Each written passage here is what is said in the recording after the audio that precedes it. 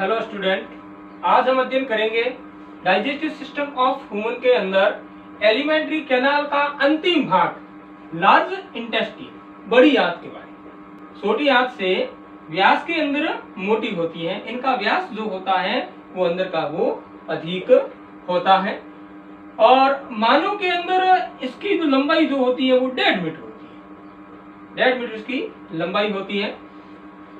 इस बड़ी आंत को 3 भागों में बांटा जाता है, जहां पर शुद्रांत्र जो होता है, छोटी आंत का अंतिम भाग, जिस भाग के अंदर खुलता है वो भाग जो होता है वो उंडुक या सीकम कहलाता है।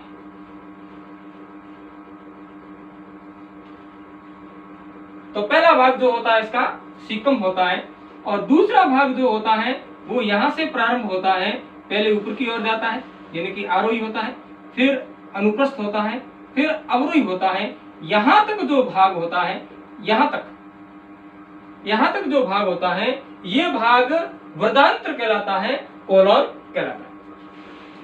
3 नंबर इसका भाग है वो मलाशय होता है। तो बड़ी आंत को 3 भागों में बांटा जाता है। प्रथम भाग जो होता है वो सीकम कहलाता है, दूसरा भाग जो होता है वो कोलॉन कहलाता है और तीसरा भाग जो होता है वो रेक्टम या मलाशय कहलाता है, जो गुद्दा द्वारा बाहर खुलता है। तो हम बात करेंगे सबसे पहले भाग की, सीकम।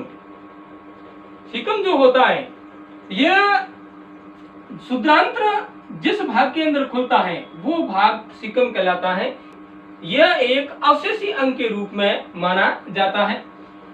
सीकम जो होता है आगे की ओर एक संरचना पाई जाती है जिनका व्यास जो होता है वो 1 सेंटीमीटर होता है और इसकी लंबाई जो होती है वो 8 सेंटीमीटर होती है। इस प्रकार की एक संरचना होती है, इसे वर्मीफॉर्म अपेंडिक्स या कृमि रूपी परिशेषिका कहा जाता है। ये भाग जो होता है यहाँ से, इसका पाचन के अंदर किसी प्रकार से कोई कार्य नहीं होता है। सीकम जो होता है इसके अंदर शुद्रांत्र जिस छिद्र द्वारा खुलता है उस छिद्र पर एक कपाट पाया जाता है, एक अवरोधनी पाई जाती है, जिसे त्रिकांत्र कपाट भी कहते हैं या इसे ओलियोसीकम स्फिंक्टर कहा जाता है। इसका कार्य क्या होता है?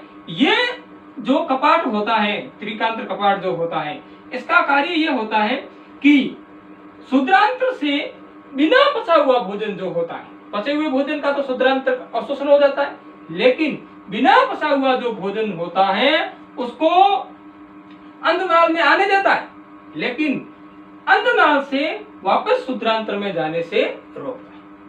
तो इस कपाट जो होता है इसका कार्य होता है शुद्रांत्र से भोजन को अंतनाल में आने देता है, लेकिन अंतनाल से वापस शुद्रांत्र में जाने से रोकता है।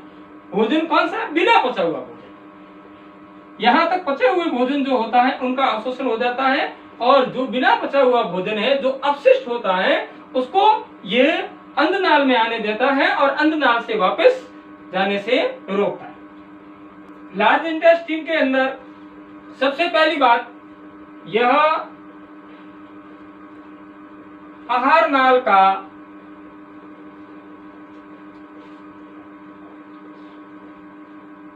अंतिम भाग है।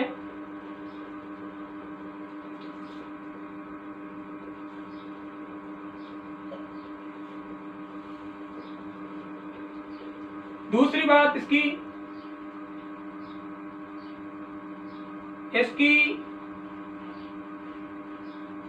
लंबाई 1.5 मीटर होती है। तीसरी बात, बड़ी आंत का व्यास जो होता है वो अधिक होता है, व्यास अधिक होता है।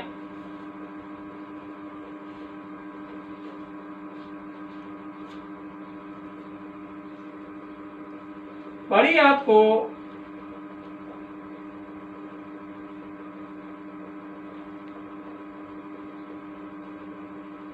तीन भागों में बांटा जाता है।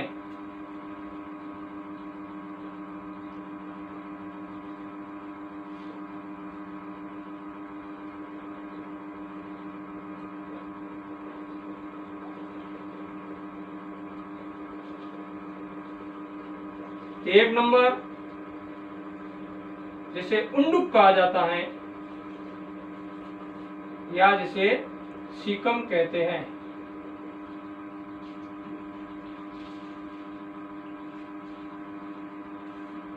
इसके दूसरा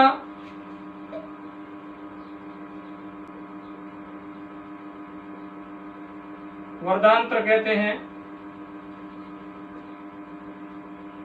कोलोन।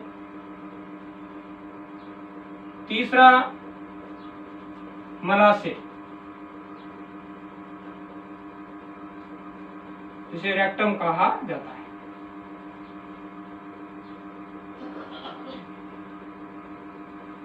एक नंबर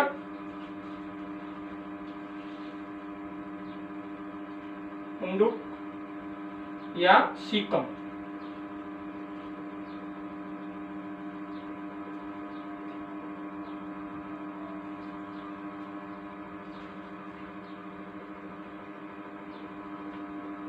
पहली बात, यह भाग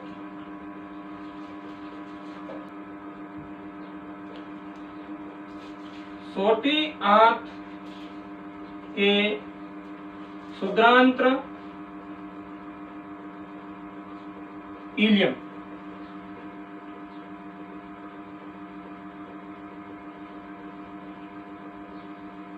व वर्धांत्र कोलन के संधि स्थल पर पाया जाता है।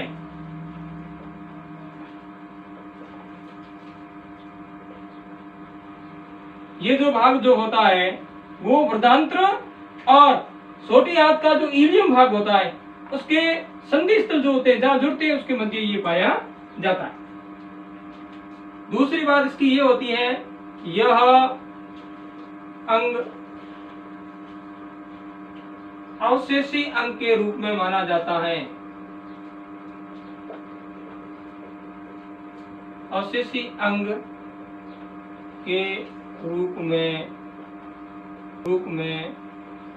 माना जाता है।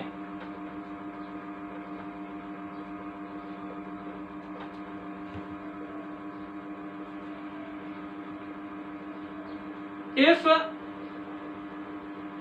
भाग के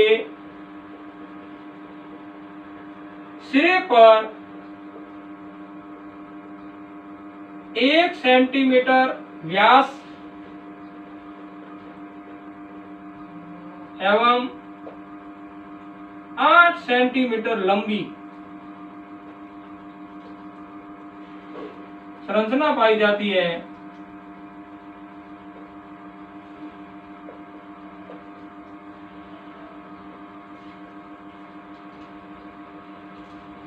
जिसे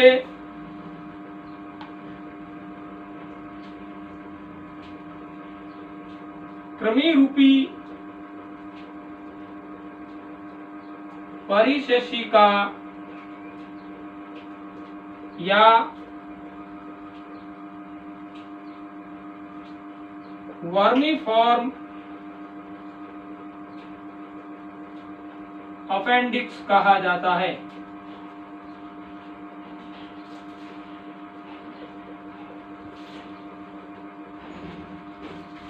इसका कोई कार्य नहीं होता है, कोई कार्य नहीं होता है। सीकम जो होता है इसके अग्र सिरे पर एक 8 सेंटीमीटर लंबी और 1 सेंटीमीटर व्यास की एक स्ट्रक्चर पाई जाती है, जिसे वर्मीफॉर्म अपेंडिक्स कहा जाता है। पाचन के अंदर इसका कोई कार्य नहीं होता है, कोई काम ये पाचन के अंदर नहीं करती है। अगली बात, क्षुद्रांत्र इलियम।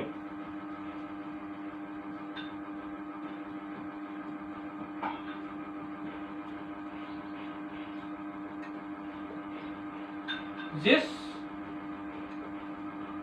छिद्र द्वारा सीकम में खुलता है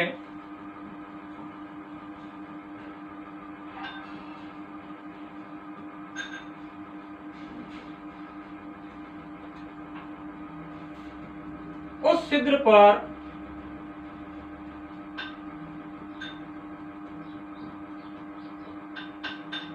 एक कपाट पाया जाता है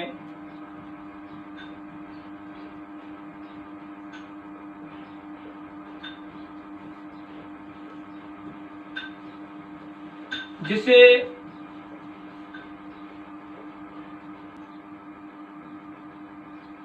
त्रिकांत्र कपाट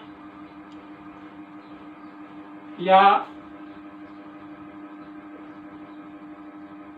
इलियोसिकम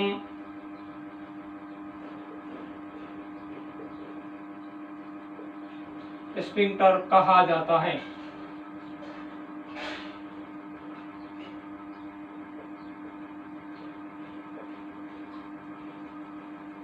यह कपाट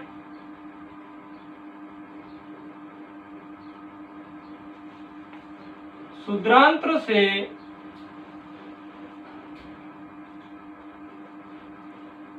अपशिष्ट को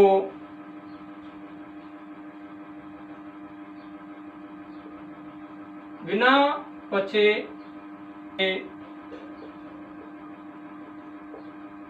पदार्थों को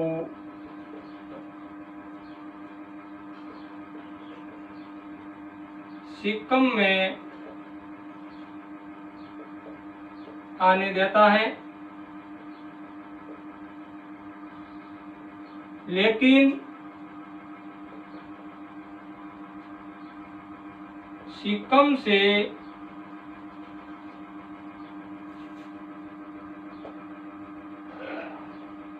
पुनः क्षुद्रांत्र में जाने से रोकता है।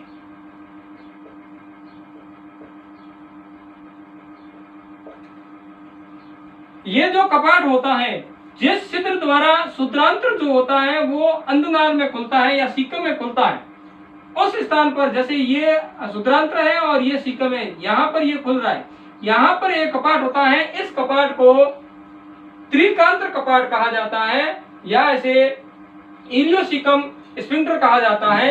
ये कपाट जो होता है वो क्षुद्रांत्र में जो बिना पचा हुआ पदार्थ होते हैं, बिना पचे हुए जो पदार्थ होते हैं जिन्हें अपशिष्ट कहा जाता है, उनको सीकम में आने देता है, लेकिन सीकम से पुनः क्षुद्रांत्र में जाने से रोकता है।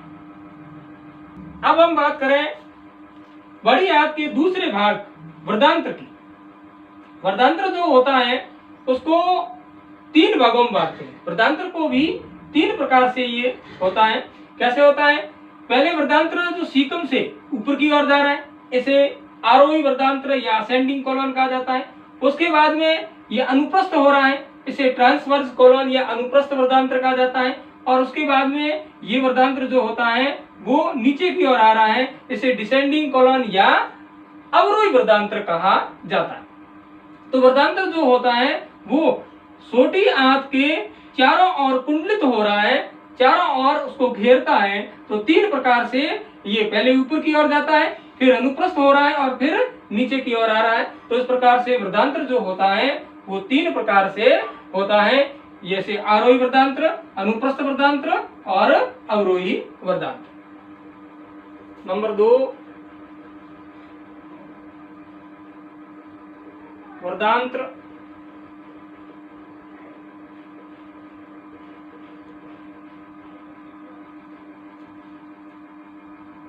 वर्धांत्र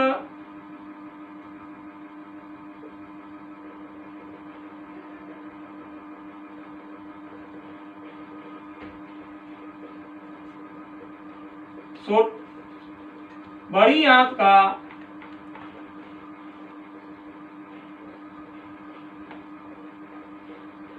दूसरा भाग है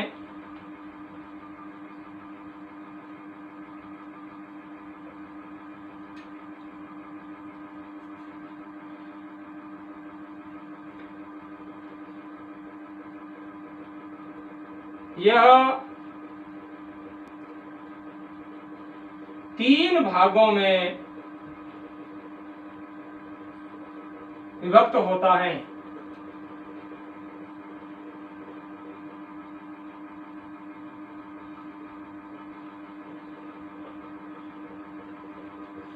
एक नंबर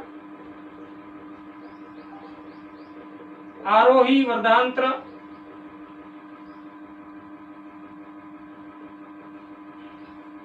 जिसे असेंडिंग कॉलम कहा जाता है।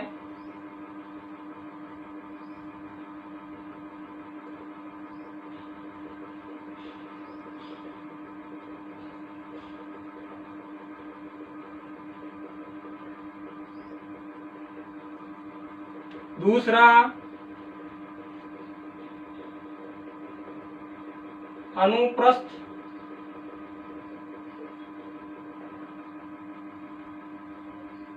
अनुप्रस्थ वर्धांत्र कहा जाता है।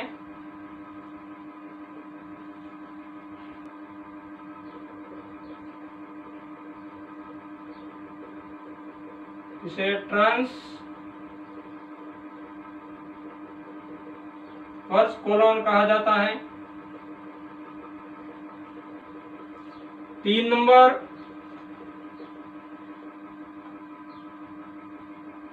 अवरोही वर्धांत्र,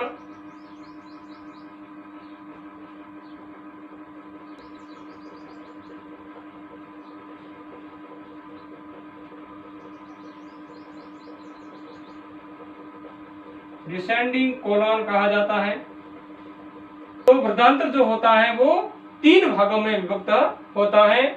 आरोही वर्धांत्र, अनुप्रस्थ वर्धांत्र और अवरोही वर्धांत्र। आरोही जो आरोहण हो रहा है, अनुप्रस्थ जो अनुप्रस्थ है, और जो अवरोही हो रहा है वो अवरोही वर्धांत्र है। अब 3 नंबर जिसे मलाशय कहते हैं,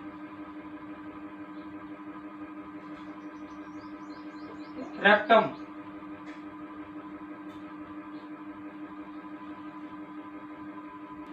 मलाशय जो होता है वो बड़ी आंत का अंतिम भाग है, जो गुदा द्वारा बाहर खुलता है। बड़ी आंत का अंतिम भाग जो होता है वो मलाशय या रेक्टम कहलाता है, जो गुदा के द्वारा बाहर खुलता है। इस भाग के अंदर अपशिष्ट जो पदार्थ होते हैं, जो जिसे विष्ठा कहा जाता है, उनको संग्रह किया जाता है। विष्ठा का संग्रह जो होता है, जो अपशिष्ट पदार्थ जो होता है, जिसे मल कहा जाता है, उस मल का संग्रह जो होता है वो रेक्टम के अंदर होता है। और रेक्टम जो होता है वो गुदा एनस के द्वारा बाहर खुलता है। एनस गुदा जो होती है वो 2 प्रकार की अवरोधनियों से घिरी होती है। इसके चारों ओर 2 प्रकार की अवरोधनियां पाई जाती है। आंतरिक अवरोधनी जिसे इंटरनल स्फिंक्टर कहा जाता है, और बाह्य अवरोधनी जिसे एक्सटर्नल स्फिंक्टर कहा जाता है। तो ये अवरोधनियां जो होती है, एक चिकनी पेशी की बनी होती है, जो आंतरिक होती है वो चिकनी पेशी द्वारा बनी होती है, और जो बाहरी वो रेखित पेशियों के द्वारा बनी होती है। अब एनस गुदा की जो रेखित पेशियों के द्वारा बनी अवरोधनी होती है, ये मल को इच्छानुसार रोकने में सहायक होती है। मलाशय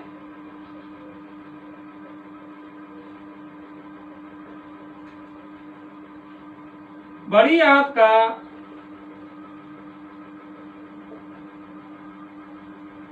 अंतिम भाग है,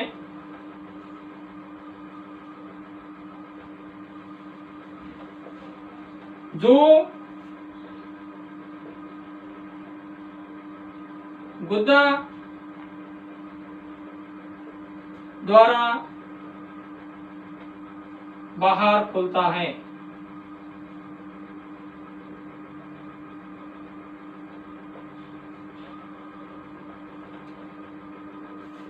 अगली बात, गुदा के चारों ओर 2 अवरोधनियां पाई जाती है।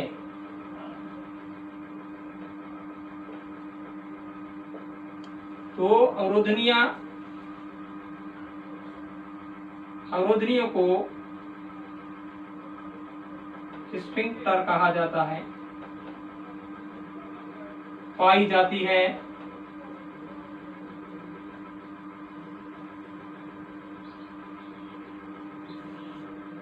नंबर 1,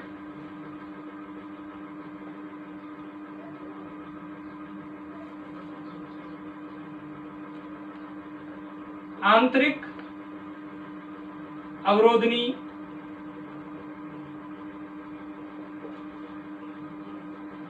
इसे इंटरनल स्फिंक्टर कहा जाता है। ये चिकनी पेशियों की, यह चिकनी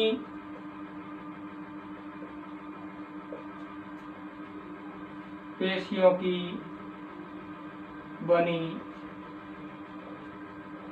होती है। चिकनी पेशियां जो होती है वो अनिश्चित होती है, जिनकी क्रिया जो है, जिनका कार्य जो है वो इच्छा पर निर्भर नहीं करता। दूसरी, जिसे बाह्य अवरोधनी कहा जाता है,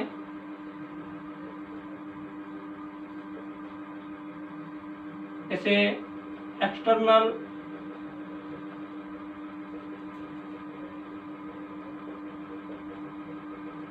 स्फिंक्टर कहा जाता है। यह रेखित पेशियों की बनी होती है।